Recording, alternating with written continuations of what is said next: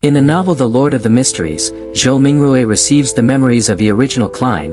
In them we go deeper into his familiar situation, what happened to his parents, the relationship with his siblings and a little about the life Zhou Mingrui has before his transmigration. In this video we're diving into the Morettis, the siblings who define Klein's journey, and the quiet tragedy that makes their bond so powerful.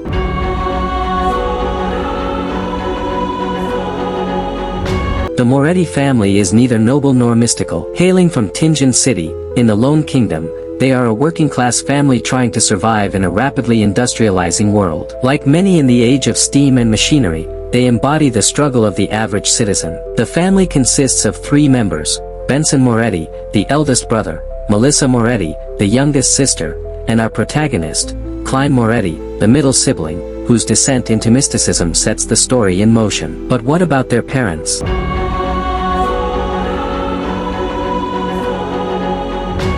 The Moretti siblings' story begins with absence. Their father was a sergeant in the lone Imperial Army who died fighting in a colonial war on the southern continent. His absence likely forced the family to adapt. Benson took on a more protective role, while Klein and Melissa had to mature quickly. He left them no legacy, only a broken pocket watch and a bereavement allowance, just enough to send Klein to study at a private language school that laid the foundation for his admission into university. So, his sacrifice, though silent, was everything. Without it, Klein might never have gone to university, might never have opened the door to the world of the occult, might never have died, or been reborn. Their mother was a devout follower of the Evernight goddess. She recited the full title of her deity every night at dinner. This suggests a household with spiritual discipline. Her faith likely influenced Klein's own knowledge of religion, though he initially doesn't seem as devout, and might contribute to the spiritual and mystical themes he later engages with. She passed away the same year Klein entered Koei University. This creates a sense of bittersweet transition in Klein's life. Personal success is immediately followed by familial loss. Both parents' deaths forced the siblings to rely on each other, creating a tight-knit but burdened family structure. The father's military background and the mother's religious devotion suggest a household that valued duty, order, and faith, traits that may have subtly influenced Klein's own disciplined nature. The financial struggles after their deaths likely contributed to Klein's pragmatic and cautious personality.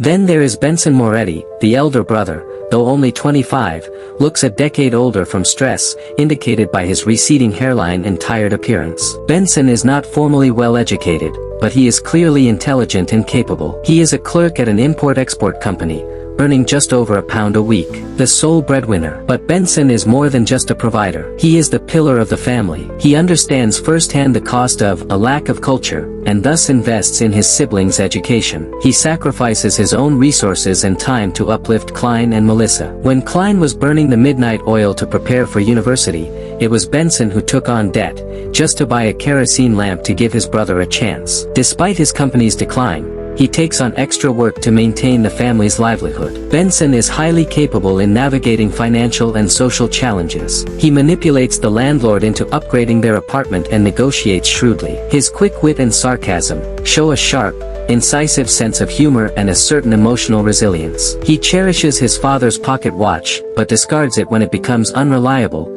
a metaphor for balancing nostalgia with pragmatism. He's dependable, and always smiling. Even after a long day at work, inspired by his siblings and especially by Klein's good salary, he continues studying, clearly striving for self-improvement and upward mobility. His relationship with Klein is marked by mutual respect and camaraderie. Klein looks up to Benson's social awareness and negotiation skills, while Benson leans on Klein for emotional support and perhaps a more intellectual perspective. They tease each other playfully, sharing inside jokes and memories. Benson embodies street-smart resilience. He notices Melissa's feelings, like her excitement over the dress, and makes sure she feels seen and valued. He studies with her, plans her educational path, and jokes with her affectionately, showing both emotional availability and concrete support. He represents an unsung kind of strength, sacrifice. Benson's moral compass is unwavering. He's the older brother who keeps the family afloat, the realist who faces the crushing weight of the lower class with dignity.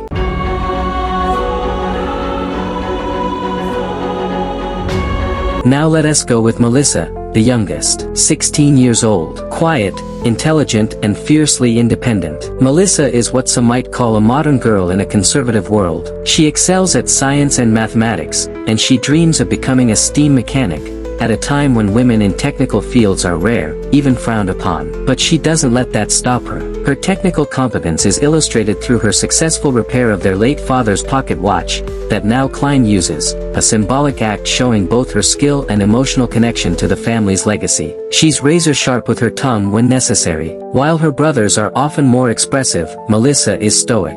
But that doesn't mean she lacks emotion. Beneath her cool exterior is a girl who desperately wants her family to stay together, to succeed, to survive. She studies late into the night, walks an hour to technical school, saves every cent, hides her love for a new dress behind practicality, sews her own bags, and uses her mother's old veil cap. Her dedication mirrors Benson's work ethic but is channeled into education rather than labor. She shows care indirectly, leaving food for Klein, worrying about his meals at work, and teasing him about Elizabeth. She is also very self-conscious about the sacrifices her eldest brother Benson has made in order to support her studies. She briefly becomes suspicious of Klein when he behaves oddly at her friend Selina's birthday party. While not as devout as her mother, she attends mass at the cathedral, but claims she doesn't believe in the supernatural, convinced that there is a logical and scientific explanation behind every phenomenon. Melissa represents the silent strength of working-class women in an industrializing society. Like Benson, she symbolizes a different kind of strength,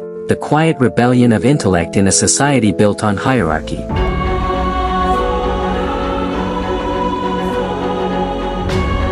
And what about Klein Moretti? The original Klein was quiet, studious and burdened by inferiority. A man who clawed his way into university, malnourished and insecure. Klein was not gifted with privilege or natural academic brilliance, but he worked relentlessly to overcome his disadvantages. He stayed up late, woke early, and pushed himself to barely catch up with better prepared peers. His academic performance was average, but hard-won. He clearly represents the grit of the underprivileged, someone who nails his way upward through effort and willpower. Despite his achievements, Klein suffers from intense self-consciousness about his social standing and education. He feels inadequate next to students from noble or wealthy families, and he fixates on small things, like wearing his only decent outfit by habit, reflecting anxiety about professionalism and appearance. He wanted a better life. His ambitions, a lecturer's salary, are driven by a desperate desire to uplift his family. He fantasizes about a suburban bungalow, a symbol of stability far removed from their cramped apartment. Despite being more reserved than Benson,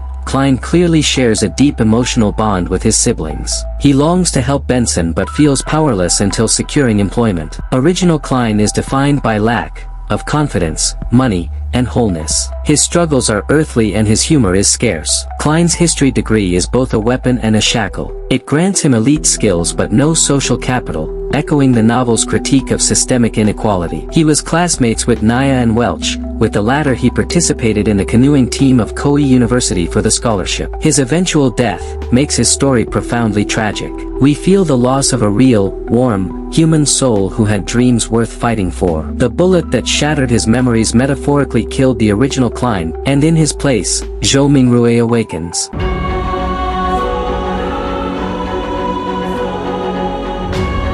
Zhou Mingrui arrives with the arrogance of a modern internet polymath, a self-proclaimed keyboard politician/historian/economist/biologist and folklorist, yet his knowledge is superficial, a stark contrast to original Klein's hard-earned scholarship. Before transmigrating, he was a hardware engineer from southwestern China. He had dark brown eyes and short black hair. His facial features were unremarkable, and he appeared refined, but he had obvious eye bags, and wore glasses. One day, visiting his hometown, he bought a thread-bound book titled Quintessential Divination and Arcane Arts of the Qin and Han Dynasty at an old bookstore, because it looked interesting and could aid him in posturing on the internet, but all he did was flip through the beginning pages before he threw it into a corner. It wasn't until a year later, after experiencing a month of bad luck, he performed a luck enhancement ritual recorded at the beginning of the book, which resulted in him transmigrating in the middle of the night. His initial dismissal of the Quintessential Divination book, Until Desperation Strikes,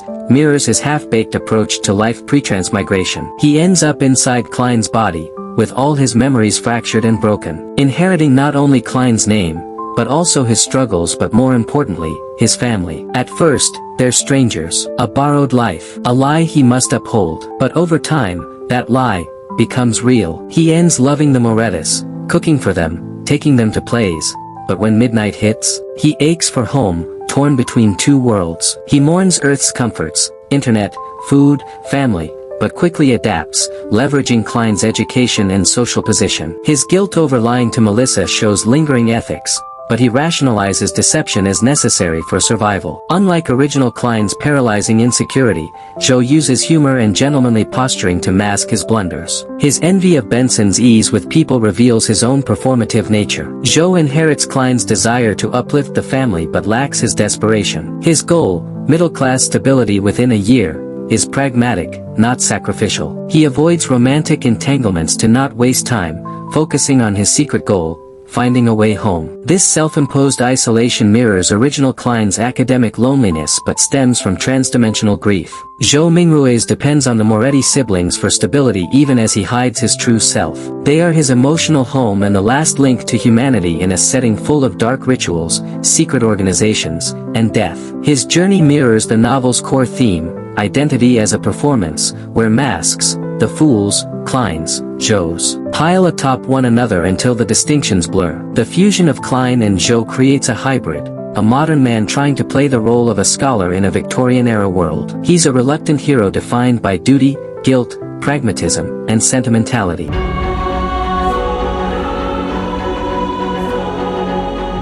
In a story about secret organizations, monsters, and divine madness, why focus on three ordinary people? Because they remind us what's at stake. Lord of the Mysteries isn't just a tale about power and mystery. It's about people, about what it means to stay sane, grounded, and kind in a world designed to twist all of that. The Moretti family is the emotional heart of Volume 1. Their love for each other brings weight to every decision, every sacrifice. Their poverty is omnipresent, worn clothes, debt, and limited social opportunities. This tension, between merit and social status, defines the Moretti family. And while they may not wield spells or artifacts, their resilience is a kind of quiet miracle. In literature, especially fantasy, it's easy to be swept away by gods and heroes. But it's the moments around a dinner table, the sacrifices made in silence, and the hope for a better tomorrow, that make the fantastical feel real. What's your favorite Moretti sibling? Drop it in the comments below. Personally, my favorite is Benson.